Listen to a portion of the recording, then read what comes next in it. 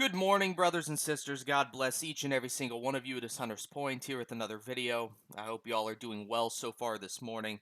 I wanted to come out here real quick and knock out a news update. I know it's been about 3 days since my last world news update, and of course, a whole lot of things have happened in that 72-hour window, specifically as it pertains to the Russia Ukraine situation. So I wanted to come on here real quick, present you all with a news update, and keep you guys up to date with some of the latest information coming out of the Russian-Ukrainian conflict. All right, so this is your three-article world news update for the 18th of April, 2021.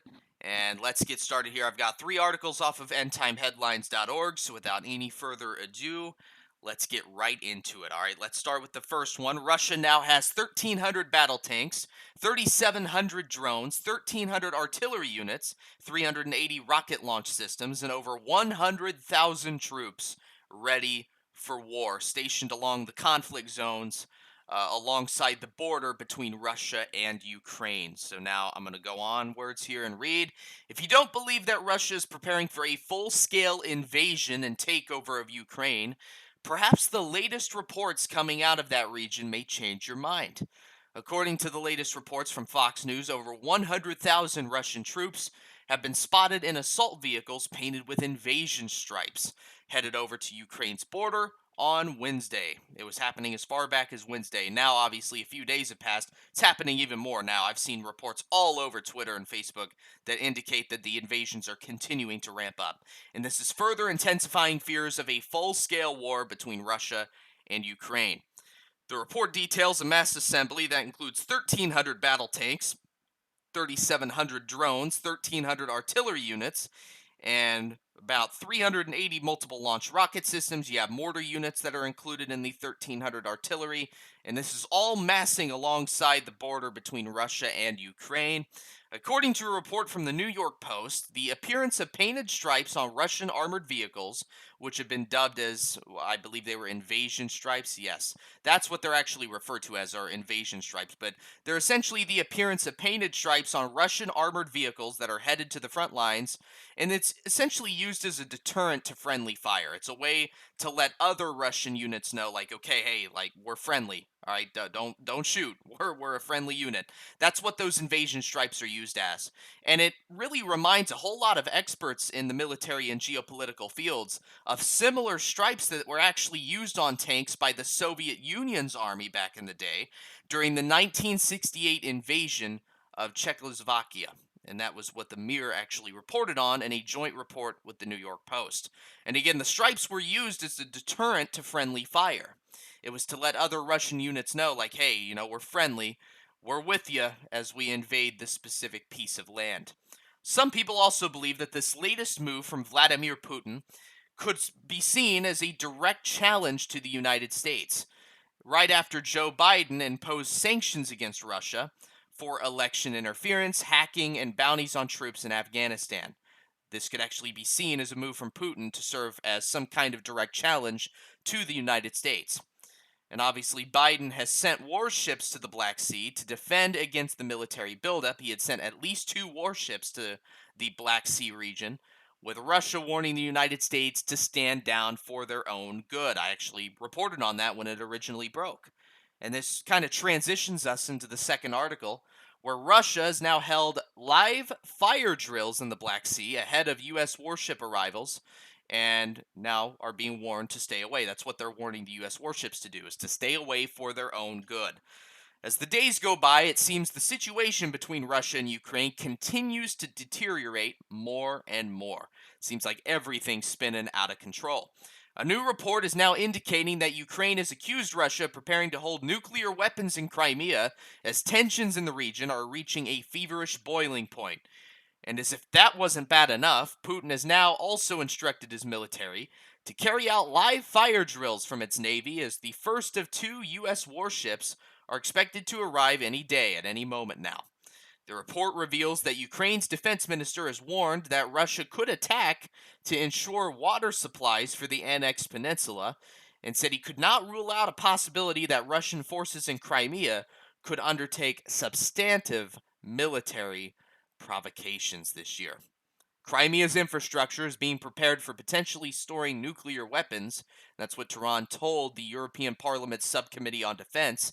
Quote, the very presence of nuclear munitions in the peninsula may spark a whole array of complex political, legal, and moral problems. There have also been multiple sources citing that Russia was in the process of massing anywhere from 90,000 to 110,000 troops on Ukraine's border in the form of 56 battalion sized tactical groups. Meanwhile, two U.S. warships are headed in that direction, likely to be the USS Donald Cook and the USS Roosevelt. Both are expected to arrive in the Black Sea at any moment, despite recent Russian warnings to keep them away for their own good, and even called America an adversary, according to the Daily Mail, who went on further to state, quote, there are tens of thousands of Russian troops stationed along the Ukrainian border, alongside an array of hardware, including tanks and anti-aircraft missiles, which Russia actually claims is just being deployed for a test. That's what they were saying is a test, right? 2 weeks of training exercises is what they're calling it, in a response to a NATO buildup, which the alliance says does not exist. They would not be stationing that many troops if it were just a test. If it were just a series of training exercises, they would not be moving all of this state of the art equipment to the border between Russia and Ukraine and then moving upwards to 110,000 troops divided in 56 different battalion sized tactical groups. Russia would not be going to this extent if it were just a training exercise. I think pretty much everybody can see that now. It's more than just training exercises. This is Russia wanting to launch a full scale invasion into Ukraine so that they could seize the territory for themselves. All right, these training exercises do not exist.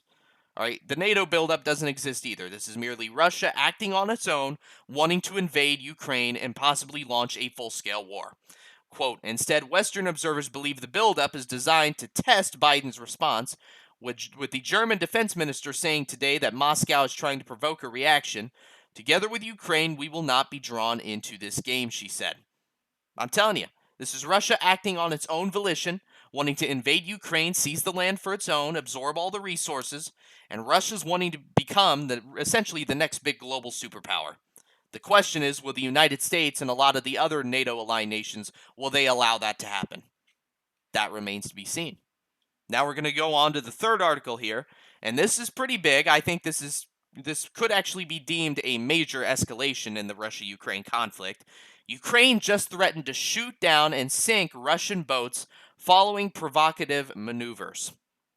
And now we're going to move on here. Ukrainian naval vessels have just threatened to sink 5 Russian Coast Guard boats overnight in the latest war chatters.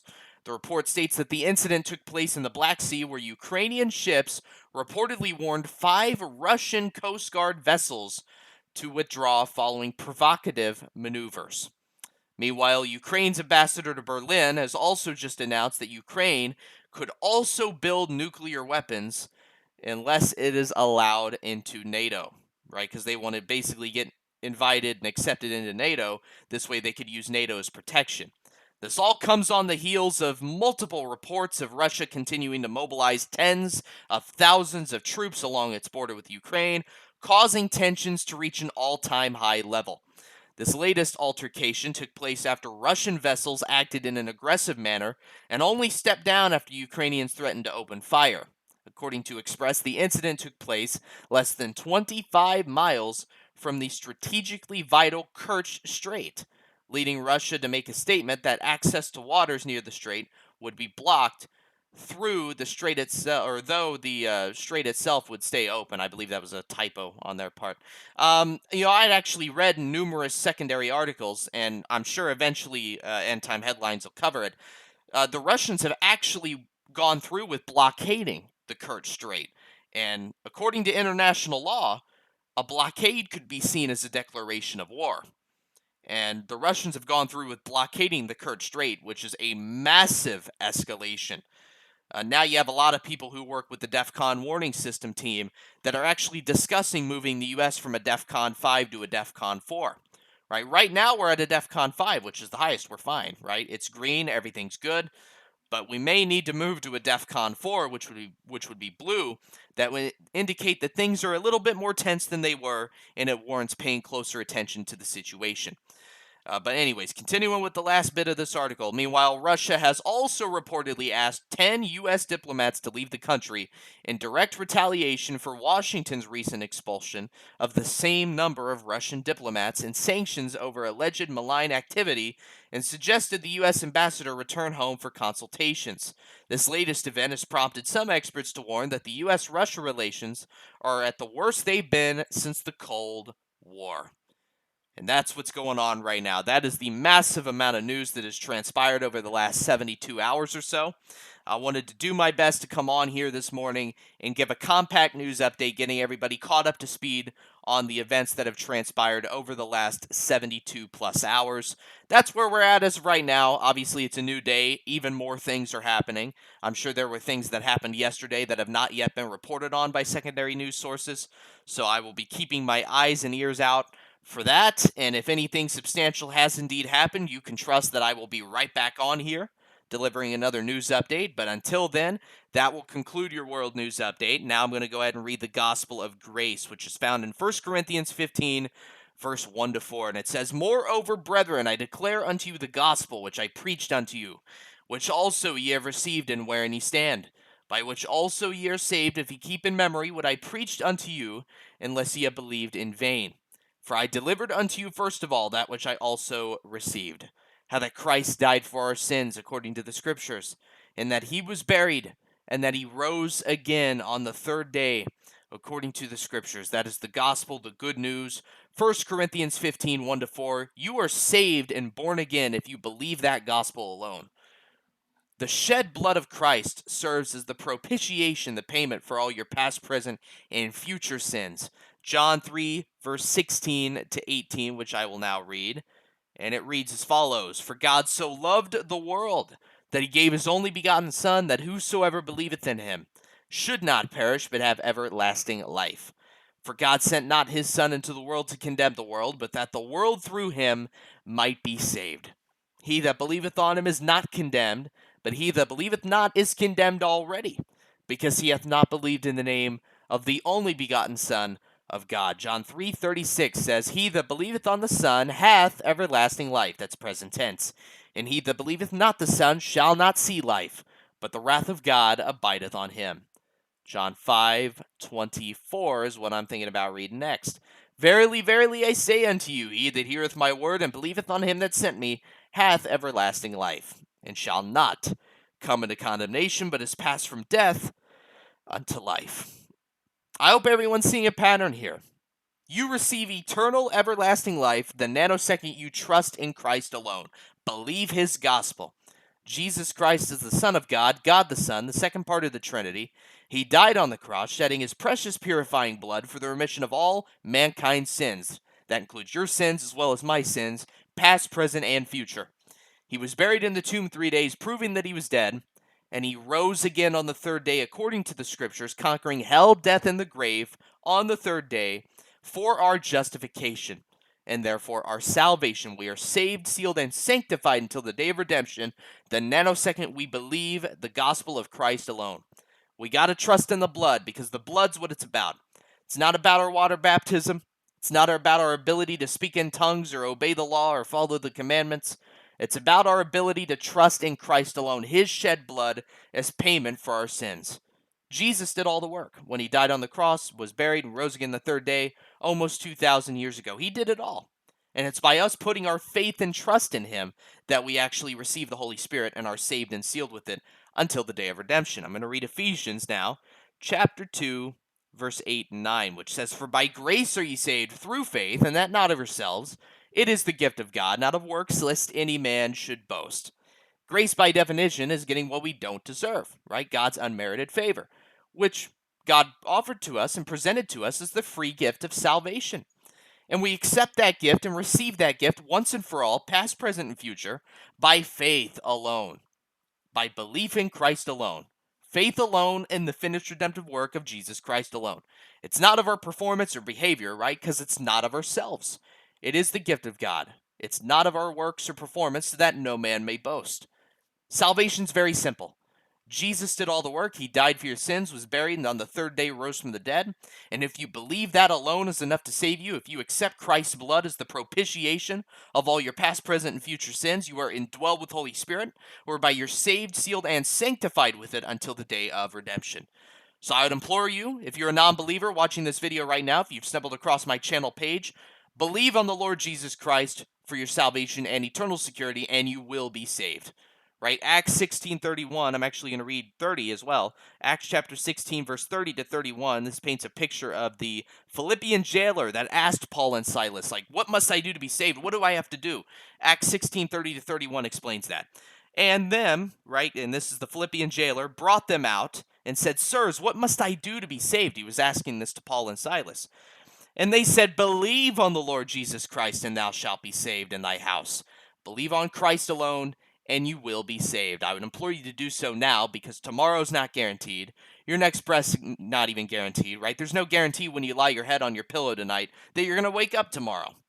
So I would implore and greatly encourage you to believe on the Lord Jesus Christ right now while you still have time. All right, that's where I'm going to leave you guys for this news update and gospel presentation. I will see you all in the next video, should the Lord tarry is coming. Otherwise, God bless.